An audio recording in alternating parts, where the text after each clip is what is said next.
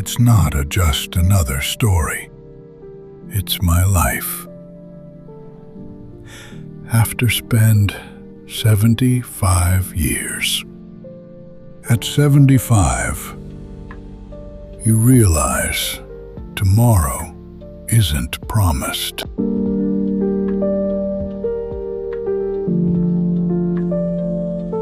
"5 minutes before she moved across the country, she waited. Just one sentence.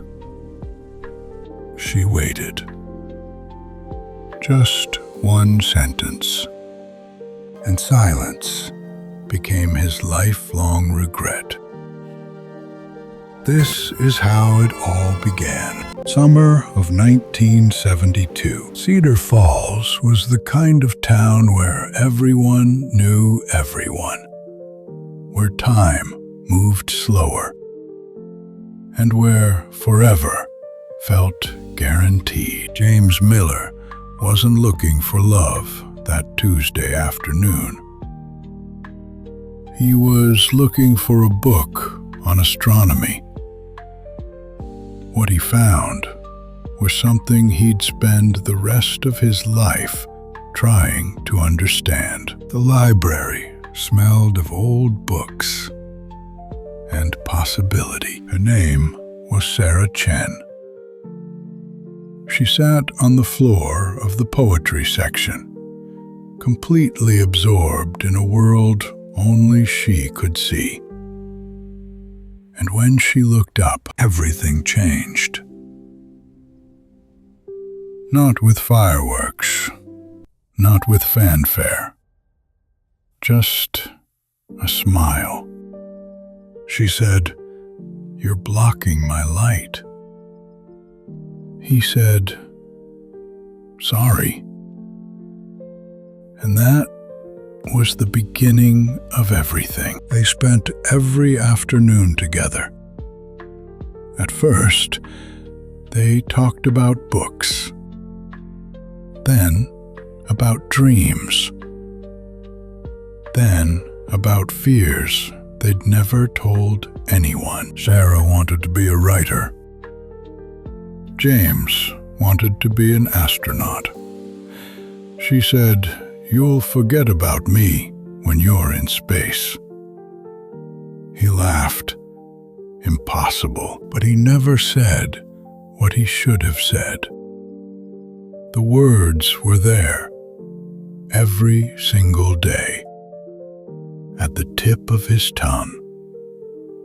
"I love you." 3 words, 8 letters. He thought he had time. Every night, he'd pick up the phone. Every night, he'd rehearse it.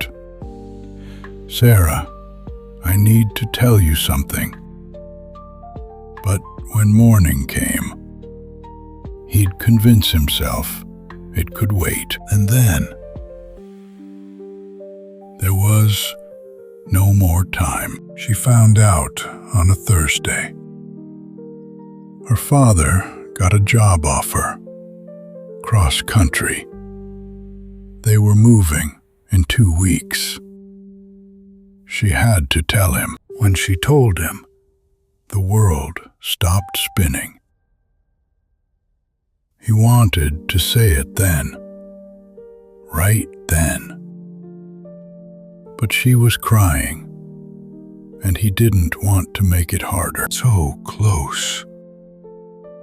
But pride is a powerful thing. They spent every moment together those last 2 weeks.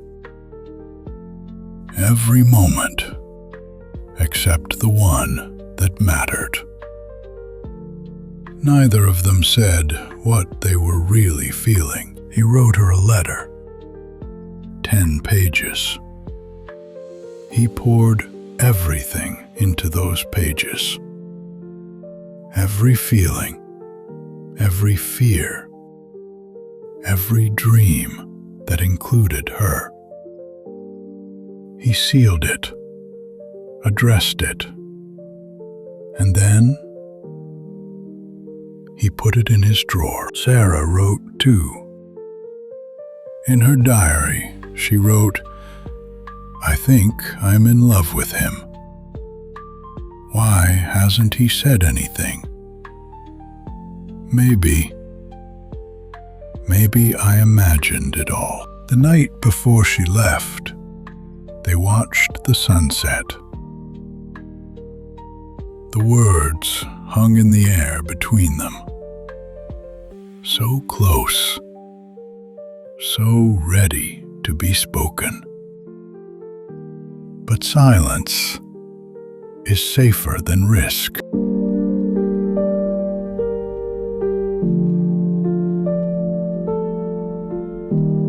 So close.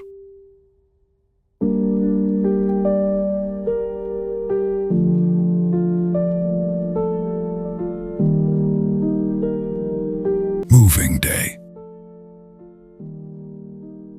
He told himself he'd say it. He promised himself. This was it. The last chance. She'd been waiting all morning. Waiting for him to come.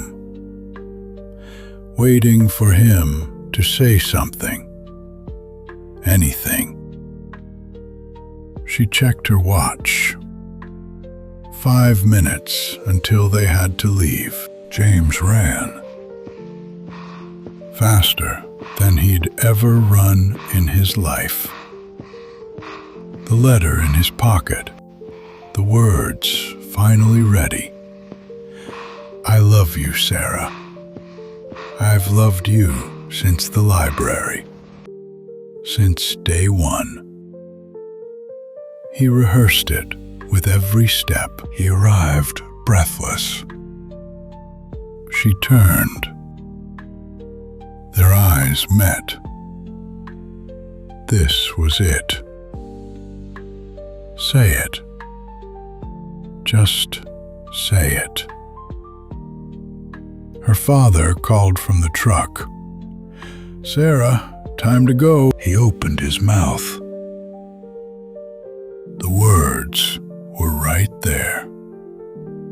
But fear is a powerful thing.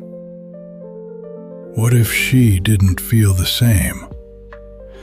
What if it made the goodbye worse? What if... "Sarah, now!" She waited one more second. Just one more. She said, "Don't be dramatic. I'll write." He smiled. That stupid, cowardly smile. And he said, "Yeah, we'll stay in touch."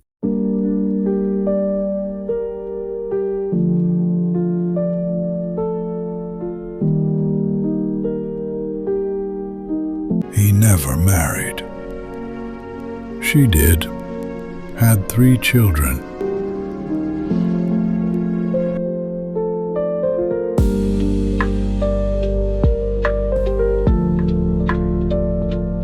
But in her diary, on the last page she ever wrote, "I wish he had said it." 50 years.